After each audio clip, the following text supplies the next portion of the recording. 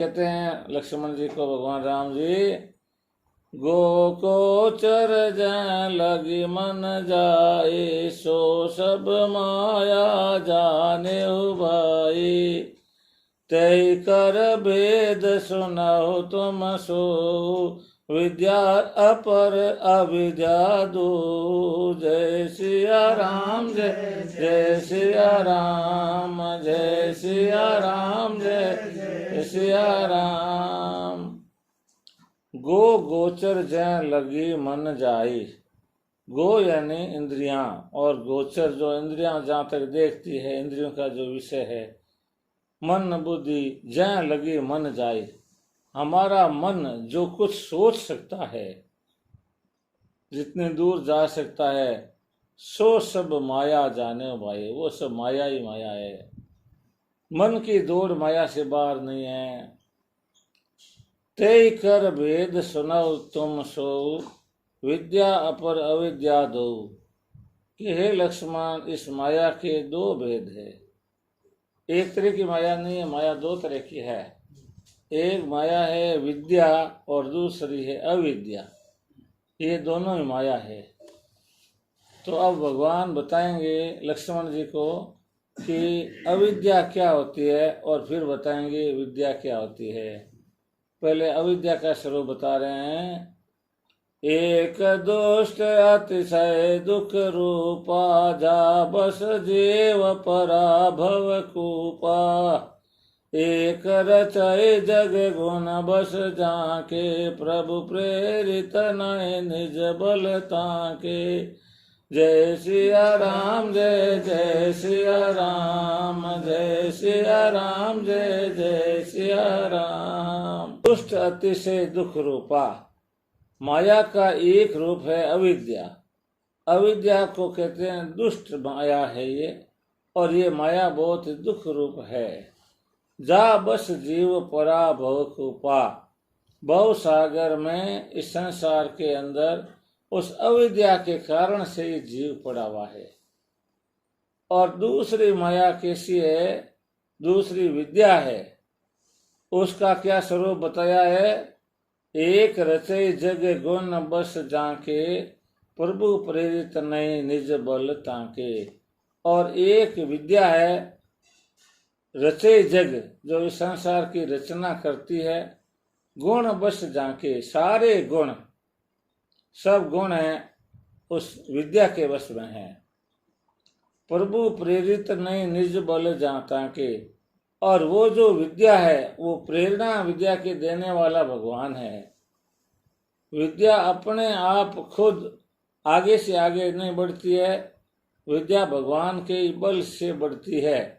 इसका सारांश ये होता है कि विद्या भगवान के द्वारा मनुष्य के या प्राणियों के हृदय में प्रकट होती है, और उस विद्या के आश्रय से ही आगे बढ़ते हैं। और इसलिए भगवान का ध्यान करने से, भगवान से प्रार्थना करने से और भगवान को शरणागत हो जाने से ही विद्या बढ़ती है। अपने बल से व्यक्ति अपनी ताकत से इस विद्या को नहीं बढ़ा सकता कि मुझे भगवान की कोई जरूरत नहीं है, मैं तो विद्वान हूँ, मैं तो समझदार हूँ। विद्या की प्रेरणा देने वाले भगवान है, तो आपकी समझदारी क्या काम आएगी। ज्ञान मान जहाँ एक नाहि, देख ब्रह्म समान सब माहि। कथियतात सो परम विरागी, तन सम सिद्धि तीन गुण त्यागी। जय सिया राम जय जय सिया राम, जय सिया राम जय जय सिया राम। ज्ञान किसको कहते हैं कि ज्ञान मान जय एकव नाहि, जहाँ मान आदि एक भी दोष नहीं है। मान को भी दोष माना, और तो कितने ही दोष हैं, वे तो सब हैं, परंतु उसमें एक मान का भी दोष है। मान का दोष तो सब में होता है कि भाई मेरा मान नहीं किया, मेरी बेइज्जती होगी, मेरी वहां कोई इज्जत नहीं है। ये मान का भी बहुत भारी दोष है कि जहाँ पर कोई अच्छी चीज है, जहाँ की उपलब्धि है, वहाँ मान के चक्कर में हम उससे वंचित रह जाते हैं। हम कहीं सत्संग में जाते हैं, साधुओं की शरण में जाते हैं, उनके चरणों में बैठ करके विद्या प्राप्त करते नहीं है। हम कहते हैं महाराज जी ने हमारा मान सम्मान नहीं किया, इज्जत नहीं की। तो इस तरह से मान का भी बहुत बड़ा दोष है। तो कहते हैं लक्ष्मण जी को भगवान श्री राम जी कि जो मान की इच्छा रखता है ना, उसके पास ज्ञान नहीं होता है। ज्ञान वह है जहाँ मान आदि एक भी दोष नहीं है। देखे ब्रह्म समान सब माही।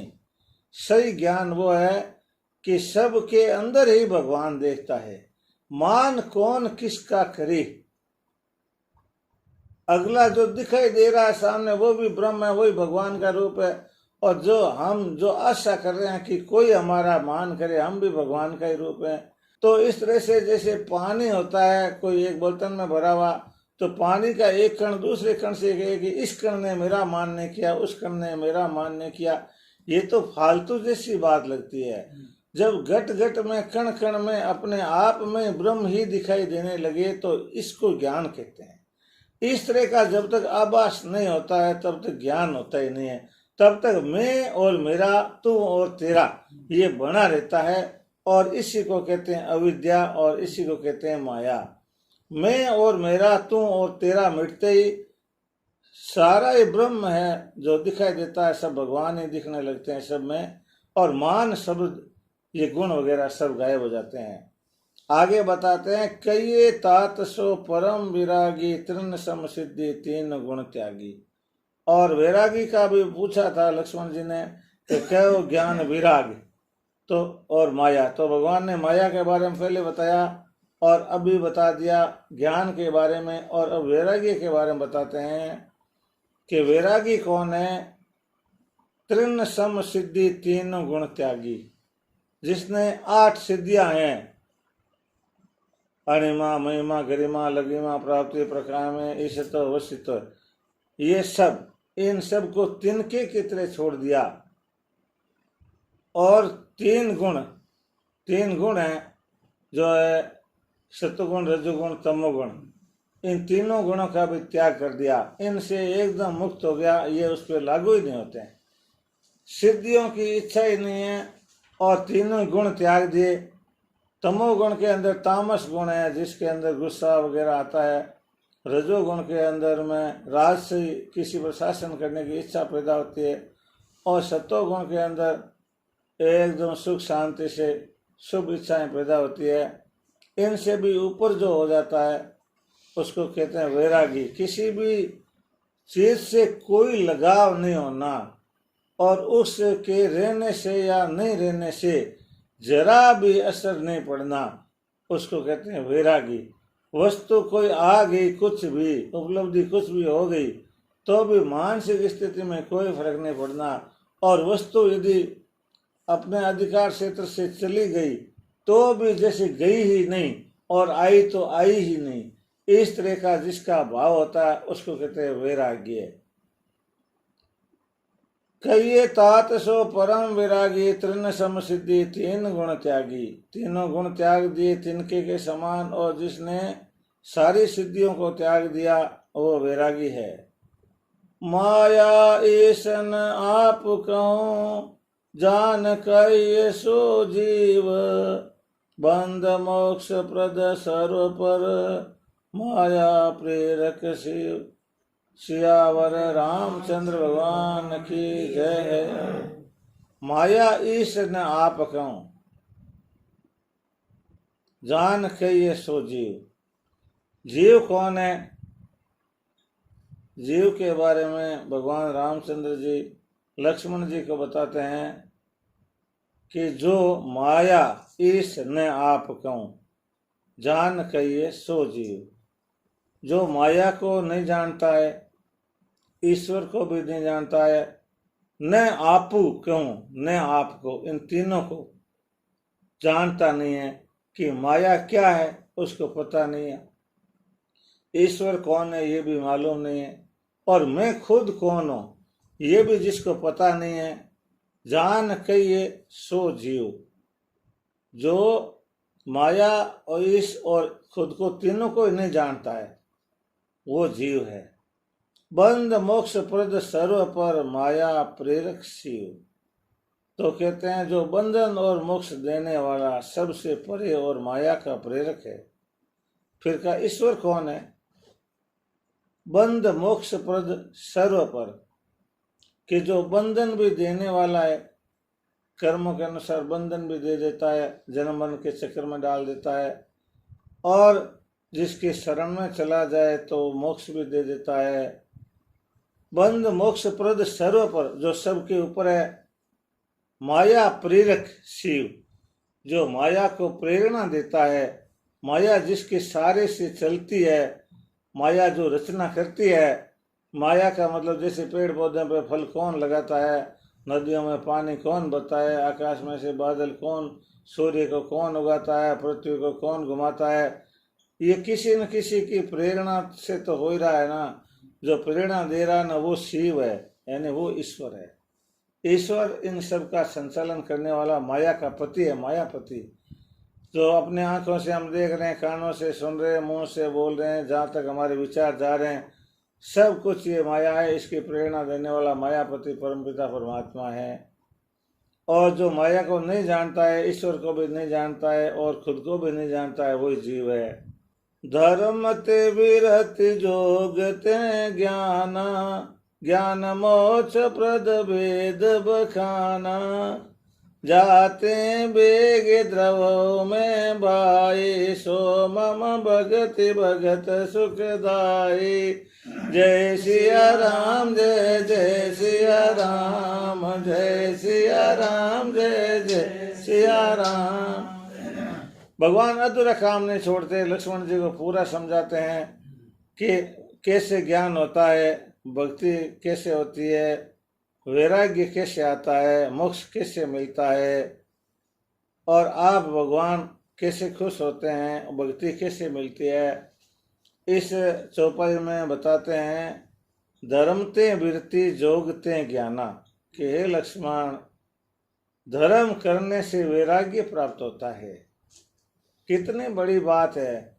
वैराग्य का मतलब ये होता है, वैराग्य का विपरीत जो होता है वो हो गया प्रीति होती है। वस्तुओं में अपनापन स्थापित कर लेना, उसको कहते हैं प्रीति, और अपनापन छोड़ देना, ये होता है वैराग्य। धर्म से ये वैराग्य प्राप्त होता है। क्यों? धर्म हमेशा निस्वार्थ भाव से किया जाता है। कबूतरों को दाना डाला तो कोई आशा नहीं है वापस, परंतु जो त्याग किया दाने का, त्याग करने से छोड़ने की प्रवृत्ति आ गई, विरति हो गई। जिस अनाज को मेरा मेरा मानते थे, मेरा खाने काम आएगा, मेरे जरूरी है, उसको त्याग किया तो विरति आ गई। ये वृत्ति का रास्ता हो गया। धन को दान में दिया, कहीं भी किसी जगह लगा दिया, तो दान देते ही धर्म कर दिया, धर्म करते ही धन पास में से चला गया, तो वृत्ति आ गई कि इसमें भी जीव नहीं है। इस तरह से ऐसे अभ्यास करते करते, धर्म करते करते करते करते धीरे धीरे किसी की सेवा की, सेवा का फल तो कुछ मिलने वाला नहीं, वो तो कोई उसका भुगतान तो कोई होने वाला नहीं है, फ्री में सेवा की बूढ़े आदमी की, तो समय निकाल के, तो इसका मतलब ऐसे करते करते वृत्ति आ जाती है, वैराग्य हो जाता है। फिर कोई वस्तु कोई कभी अपने बिना इच्छा के भी कोई चली जाती है पास में से, तो भी कोई तकलीफ नहीं होती है। वो मान लेता है जैसे हमने तो दान ही दिया भाई, दान ही मान लो। किसी ने मान लो पैसे उधार लिए हुए और उसने दिए नहीं, और कह रहा है कि मेरे से तो नहीं हो सकता, मैं तो संभव नहीं, गरीब आदमी हूँ, या कहीं भाग गया लेके कोई, चलो कोई बात नहीं, दान ही दिया, उसकी वृत्ति हो गई तो उसको तकलीफ नहीं होती। अन्यथा तो फिर उसमें जीव लगा ही रहता है, तो माया से बाहर जाता ही नहीं है। तो धर्म करने से वृत्ति होती है। और जोगते ज्ञाना, ज्ञान होता है जो जोग से होता है। जोग का मतलब योग होता है। योग का मतलब है मन को भगवान में लगा करके, एकाग्रचित होकर के, बाहरी वृत्तियों से हटा करके और एकाग्रचित होकर के चिंतन करने से कि मैं कौन और कहाँ से आया हूँ, भगवान कौन है और भगवान क्या करते हैं, माया क्या है और माया की रचना क्या है। इस तरह से गंभीर चिंतन योग पूर्वक करते हैं, तब ज्ञान हो जाता है कि वास्तव में माया ये है, धर्म ये है, जीव ये है। इस तरह से भगवान लक्ष्मण जी को कहते हैं कि भाई मन को एकाग्र करके और मेरे में लगाने से ज्ञान हो जाता है। ज्ञान मोक्ष प्रद वेद बखाना, और ये लक्ष्मण ज्ञान से मोक्ष मिल जाती है, ये वेदों में लिखा हुआ है।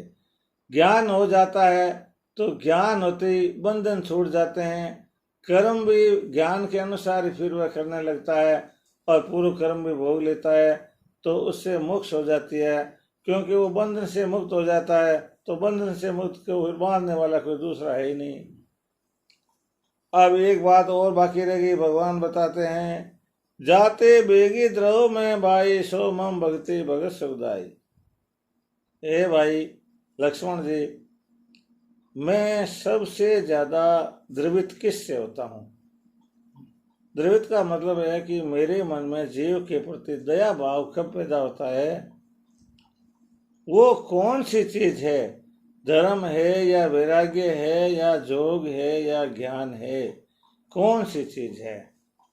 तो कहते हैं भगवान, सो मम भक्ति भगत सुखदाई। वह भगत को सुख देने वाली मेरी भक्ति है। और जो कोई मेरी भक्ति करता है उसको आगे बताएंगे कि वैराग्य भी हो जाता है, ज्ञान भी हो जाता है।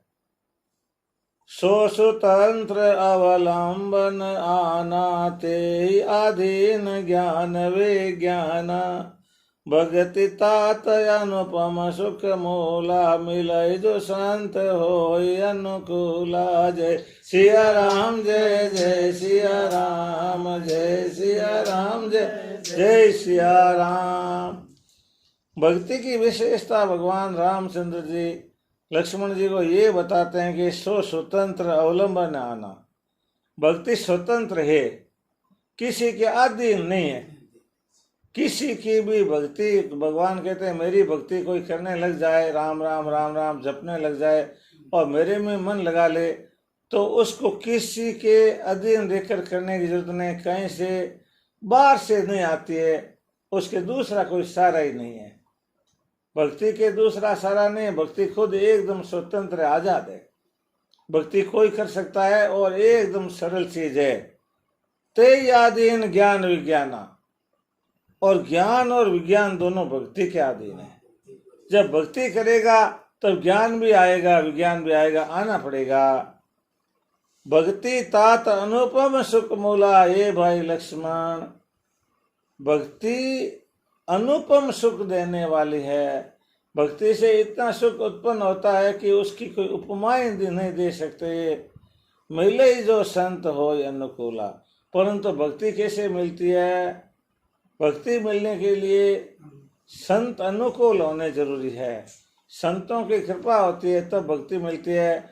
संतों की कृपा के बिना जीव यत्र तत्र ऐसे ही भटकता रहता है और वह भक्ति के बिना वंचित रह जाता है। इसलिए संतों की शरण में जाए, सतगुरु शरण जाए, हरि भज लेना, तेरी ये दिन आ जाए, देर मत करना। तो यही बात यहाँ कहते हैं कि संतों की शरण में जाने से भक्ति मिलती है।